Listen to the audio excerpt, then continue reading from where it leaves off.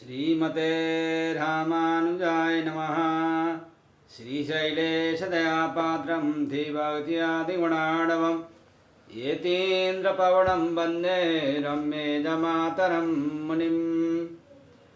रम्येजमातृयोगीन्द्रपादरेखामयं सदा तदा यतात्मसत्तादिं रामानुजमुनिं भजे। लक्ष्मीनाथसमारम्भं नाथयामुनमध्यमाम् अस्मदाचार्यपर्यन्तं वन्दे गुरुपरम्पराम्। श्रीमच्छठार्यतिराजकृपावलम्बं सौम्योपयन्त्रिगगनाद्रिमुनीन्द्रभक्तं वेदान्तयुग्मविशदीकरणप्रवीणम् रामानुजं यतिवरं गुरुमाश्रयामः। श्रीमद्काश्यपवंशमध्ये गगने श्रीचन्द्रवद्भासितं श्रीमद्वेङ्कटनाथसेवनरतं भानाचलोपासकं श्रीमत्श्रीमधुसूदनार्यकृपया सम्प्राप्य मन्त्रादिकं वन्देऽहं बुधवार्यमाधवगुरोः पादारविन्दं सदा। जय श्रीमन्नारायण। 108 उपनिषद मध्य नारद परिव्राजकोपनिषद पूरा करके आज हम लोग वज्र सूचिकोपनिषद के विषय में सत्संग करने वाले हैं। पहले उपनिषद का परिचय होना अनिवार्य होता है, इसलिए इस उपनिषद का संबंध सामवेद से है।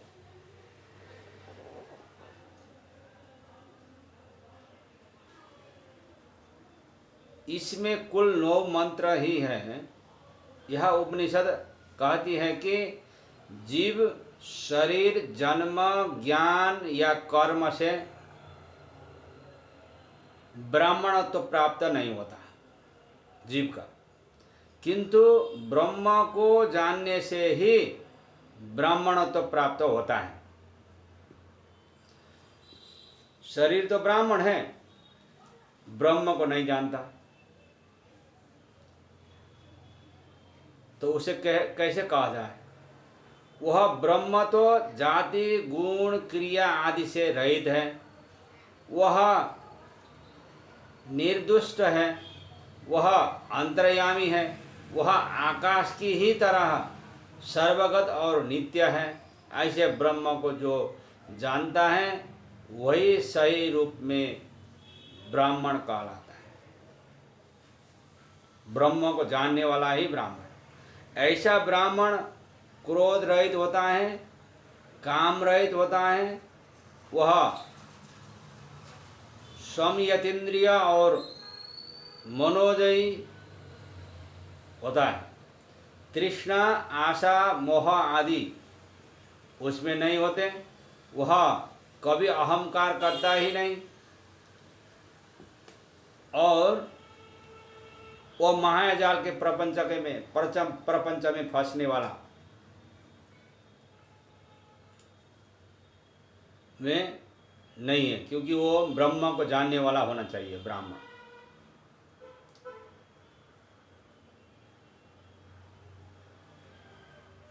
वज्र शुचिं प्रवक्ष्यामि शास्त्रम अज्ञान भेदनम दूषणं ज्ञानहीनानां भूषणं ज्ञानचक्षुषाम्।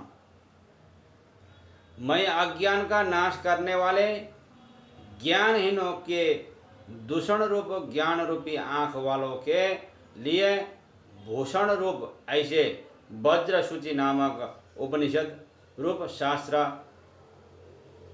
कह रहा हूँ। ब्रह्म क्षत्रिय वैश्य शूद्रा इति चत्वारो वर्णास्तेषां वर्णानां ब्राह्मण एव प्रधान इति वेद वचनानुरूपं स्मृति भिरप्युक्तं तत्र चोद्यमस्ति को वा ब्रह्मणो नाम किम जीवः किम देहः किम जातिः किम ज्ञानम किम कर्म किम धार्मिक इति।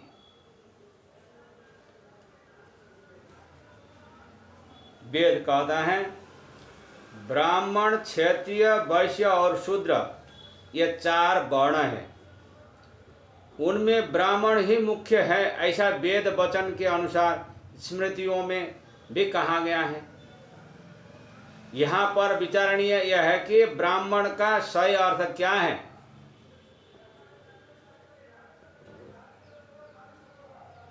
क्या वह जीव है? क्या वह देह है? क्या वह शरीर है? क्या वह जाति है? क्या वह ज्ञान है? क्या वह कर्म है? अथवा क्या वह धार्मिकता है? तत्र प्रथमो जीवो ब्राह्मण इति चैतन्य अतीतानागतानामनेकदेहानां जीवस्यैकरूपत्वादेकस्यापि कर्मवशादनेकदेहसम्भवात् सर्वशरीराणां जीवस्यैकरूपत्वाच्च तस्मान्न जीवो ब्राह्मण इति। इस स्थिति में यदि पहला विकल्प ब्राह्मण को जीव माने तो यह ठीक नहीं है, क्योंकि भूतकाल के और भविष्यत काल के अनेक देहों में जीव का तो एक ही रूप होता है। जीव कभी अलग अलग रूप में नहीं होता, और उस एक ही जीव का अपने कर्मों के अनुसार अनेक देहों से युक्त होना संभव है।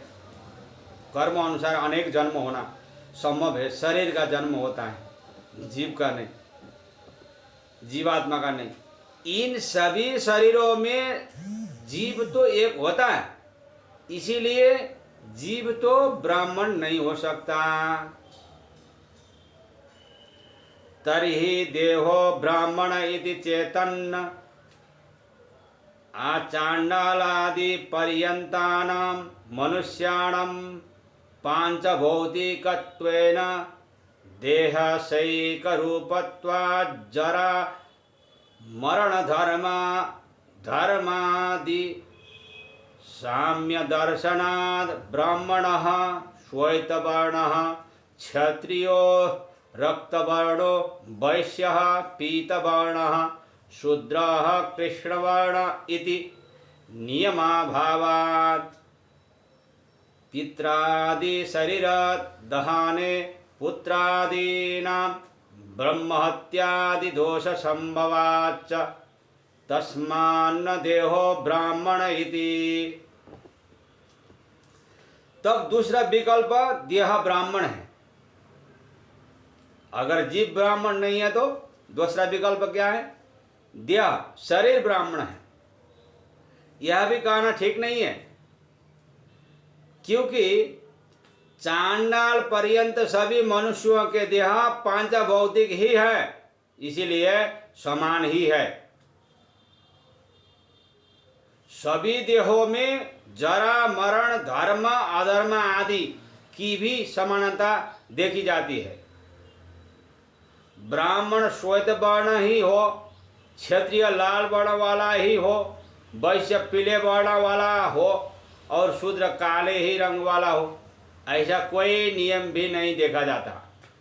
और देह के ब्राह्मण होने पर तो पिता आदि के शरीर को जलाने में पुत्र आदि को ब्रह्म हत्या का पाप दोष भी लग सकता है, इसीलिए देह तो ब्राह्मण नहीं हो सकता, शरीर भी ब्राह्मण नहीं। तर्हि जातिर्ब्राह्मण इति चेतन्न तत्र जात्यंतर जंतुष्वनेक जाति संभवा महर्षयो बहवः सन्ति ऋष्या श्रृंगो मृग्याः कौशिकः कूशात् जाम्बुको जम्बुकात् वाल्मीको वाल्मीकात् व्यासः कैवर्तक कन्यायं शशपृष्ठाद् गौतमः वसिष्ठ उर्वश्याम् अगस्त्याः कलशे जात इति श्रुतत्वात् ऐतेषां जात्या विनाप्यग्रे ज्ञान प्रतिपादिता ऋषयो बहवः सन्ति तस्मान्न जातिर्ब्राह्मण इति। तब तीसरा विकल्प जाति ब्राह्मण है। अब आया जाति, जाति ब्राह्मण है, ऐसा भी नहीं हो सकता, क्योंकि अलग अलग जाति और जंतुओं को भी अनेक जातियों में बहुत से महर्षि लोग उत्पन्न हुए हैं। जैसा कि मृगी से ऋषि श्रृंगी ऋषि, कुश से कौशिक ऋषि, घृत कौशिक ऋषि, जम्बुक से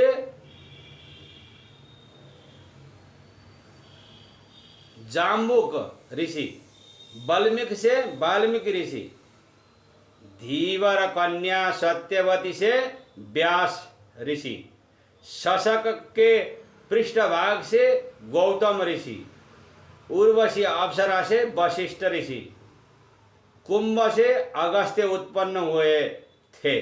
कुंभ से ऐसा सुना जाता है, शास्त्रों में यही वर्णन है।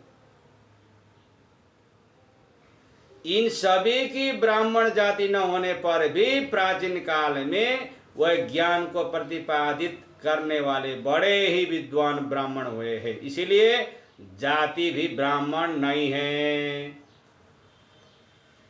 वेद कह रहा है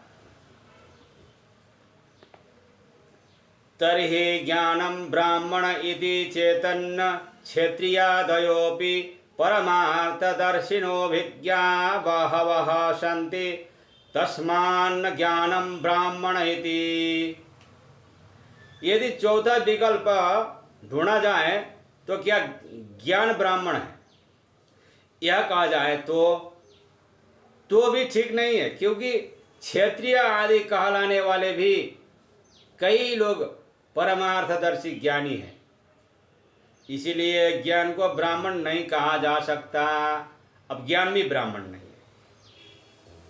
तर्हि कर्म ब्राह्मण इति चेतन्न सर्वेषां प्राणिनां प्रारब्ध संचितागामी कर्म साधर्म्य दर्शनात् कर्माभिप्रेरिताः सन्तो जनाः क्रियाः कुर्वन्ति इति तस्मान् कर्म ब्राह्मण इति।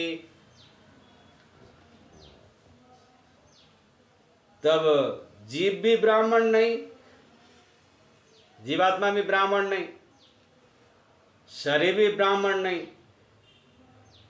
जाति भी ब्राह्मण नहीं, तो क्या, तो फिर कर्म ब्राह्मण है ऐसा कहना भी ठीक नहीं, क्योंकि सभी प्राणियों में प्रारब्ध संचित और आगामी क्रियामाण कर्मों की समानता प्रतीत होती है और सभी मनुष्य जाति की अपेक्षा के बिना कर्म से प्रेरित होकर ही क्रियाएं करते हैं, इसीलिए कर्म को ब्राह्मण नहीं कहा जा सकता।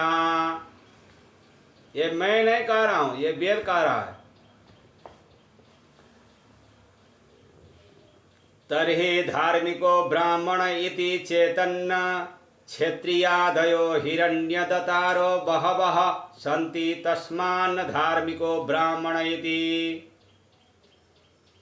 अब फिर कहता है वेद, तब यदि धार्मिक को ब्राह्मण कहा जाए तो वह भी योग्य नहीं है, क्योंकि बहुत से क्षत्रिय आदि लोग सुवर्ण आदि का दान करने वाले धार्मिक होते हैं, इसीलिए धार्मिक भी ब्राह्मण नहीं है। फिर क्या है? तर्हि को ब्राह्मणो नाम यह कश्चिदात्मान मत द्वितीयं जाति गुण क्रियाहीनम षडूर्मि षड्भावेत्यादि सर्वदोषरहितम सत्य ज्ञानानंदानंत स्वरूपम स्वयं निर्विकल्प मशेष कल्पाधारमशेष भूतान्तर्यामि त्वेन वर्तमानमन्तर्बहिश्च काशवदनुस्यूतमखण्डानन्द स्वभाव प्रमेय मनु भवैक विद्यामपरोच्छेतया भासमानं करतलामलकावत् साक्षादपरोक्षीकृत्य कृतार्थतया कामरागादि दोषरहितः समदमादि संपन्नो भावमात्सर्य तृष्णा सामोहादिरहितो द्वन्द्वाहं करादिभिरसंस्पृष्टचेता वर्तत एव मुक्त लक्षणो यः स एव ब्राह्मण इति श्रुति स्मृति पुराणेति आसानामभिप्रायः अन्यथा हि ब्राह्मणत्वसिद्धिर्नास्त्येव सच्चिदानन्दमात्मानमद्वितीयं ब्रह्म भावयेदात्मानं सच्चिदानन्दरूपं ब्रह्म भावयेदित्युपनिषद। उपनिषद वेद वज्र सूच्योपनिषद यहाँ पर पूर्ण हो जाता है। वेद क्या कहता है? तब ब्राह्मण कौन है? फिर प्रश्न करता है। ये सारा गिनाया, ये कोई नहीं। फिर वेद कहता है इसका उत्तर ब्राह्मण कौन है? इसका उत्तर है कि जो आत्मा को एक और अद्वितीय रूप में अनुभव करता हो, वह आत्मा जाति गुण क्रिया से रहित, जिसे 6 उर्मियों और 6 भावों का स्पर्श न हो और भी अन्य दोषों से वह मुक्त हो, वह आत्मा सत्य ज्ञान आनंद स्वरूप स्वयं निर्विकल्प समाधि में रहने वाला हो, वह समग्र कल्पों का अवलंबन रूप समस्त प्राणियों के अंतस में रहने वाला, भीतर बाहर आकाश की तरह व्याप्त अखंड आनंद रूप अप्रमेय अनुभव गम्य अपरोक्षतया भासमान हो, ऐसे आत्मा को जो मनुष्य हाथ में लिए आमलक की भांति साक्षात अपरोक्ष रूप से अनुभव करके कृतार्थ भाव से काम राग आदि दोषों से मुक्त होता है। जिस मनुष्य में सम दम आदि होते हैं, जो मात्सर्य आशा तृष्णा मोह आदि भावों से रहित होता है, जो मन में दम्भ अहंकार आदि से रहित होकर ही वर्तन करता है, वैसा ही बर्ताव करता है, जो इन पूर्वोक्त लक्षणों से युक्त हैं, वही सही अर्थ में ब्राह्मण है। ऐसा श्रुति स्मृति पुराण इतिहास वेद सबका अभिप्राय है। इसके सिवा तो अन्य कोई ब्राह्मणत्व की सिद्धि लक्षण हो ही नहीं सकती। आत्मा ही सत चित आनंद रूप है, ऐसी भावना करनी चाहिए और भगवान का शरणागत, भगवान का भक्त बनना चाहिए। वाक्य की द्विरुक्ति उपनिषद की समाप्ति की सूचक है। इस प्रकार से ब्राह्मण कौन है, इसके विषय में वेद ने बताया। जय श्रीमन्नारायण। इस प्रकार यह वज्र सूच्योपनिषद पूर्ण हो जाती है। जय श्रीमन्नारायण। अस्मद्गुरु जय जय परम गुरु जय जय श्री सर्वगुरु रामानुज जय जय रामानुज जय जय यतिपति जय जय श्रीधरणीधर फणिपति जय जय शठरिपु जय जय करिसेनु जय जय श्री विश्वसेन मुनि सेनापति जय जय। जय श्रीमन्नारायण।